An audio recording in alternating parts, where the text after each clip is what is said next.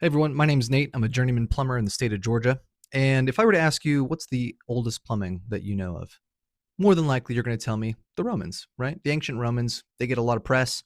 Ancient Romans had the aqueducts, they had their public bathhouses, great engineering marvels, but not the most ancient. There were five more ancient than the Romans. I'm going to tell you about those today. First, the Chinese in 5000 BC. That's 7,000 years ago. In 5000 BC, there's archaeological evidence that they were using bamboo hollowed out to transport water. So that's one, the Chinese 7,000 years ago. Next up is the Indus Valley in 4000 BC to about 2350 BC. The Indus Valley, which is today Pakistan and northern India. Archaeological evidence for covered sewer networks, private toilets, public and private baths, drainage channels, rainwater harvesting technology, and precursors to what we now know as water pumps. These were all present in 4000 to 2350 BC in the Indus Valley. So that's our second one. Third is in Scotland. In Scotland, from 3200 BC to about 2500 BC, there is a settlement in the Orkney Islands called Skara Brae.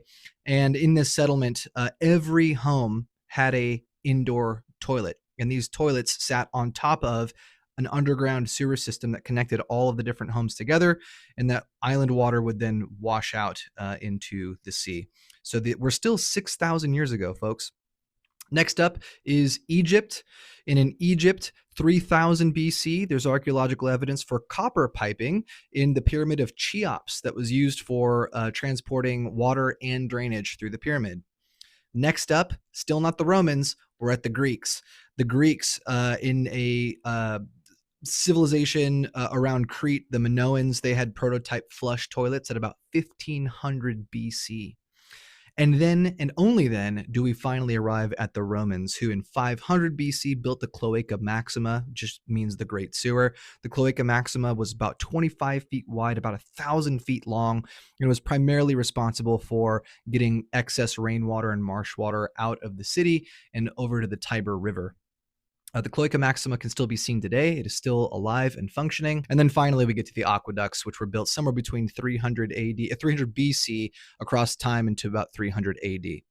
So there you go. Five plumbing systems more ancient than the ancient Romans.